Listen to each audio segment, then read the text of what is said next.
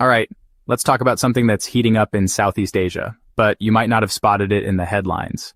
I'm talking about an arms race that's kind of flying under the radar, and Indonesia just made a huge move that's turning heads far beyond its borders. So, if you've been following the news, you might have heard that Indonesia is teaming up with Turkey to build a ballistic missile called the Khan. And, yeah, that's a big deal. Now, you might be wondering, why does Indonesia want ballistic missiles in the first place? Well, here's the thing. Southeast Asia is getting pretty crowded when it comes to military tech. Countries are watching each other, and no one wants to be left behind. Let's break it down. Indonesia is the world's fourth most populous country. It's got a lot to protect. Over 17,000 islands, some of the world's busiest shipping lanes, and a ton of natural resources. But it's also right in the middle of a region where tensions can flare up fast. Think about disputes in the South China Sea, for example. So, Indonesia wants to boost its deterrence, the ability to say, hey, don't mess with us. And that's where the Khan missile comes in. This missile can reportedly hit targets up to 280 kilometers away. That's enough to reach way out into the ocean or across land borders. And Indonesia isn't just buying these from Turkey.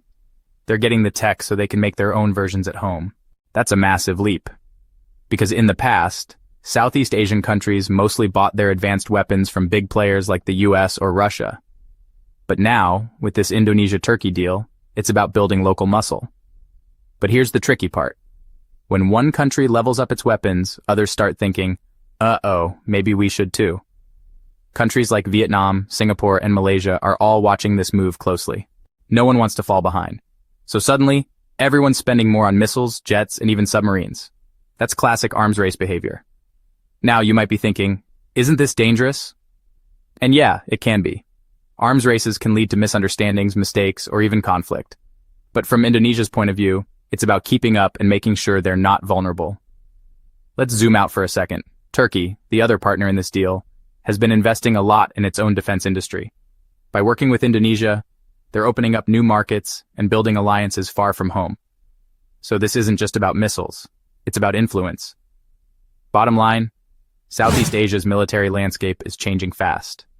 Deals like this one between Indonesia and Turkey mean we're entering a new era, one where local players want more control, more tech, and more say over their own security.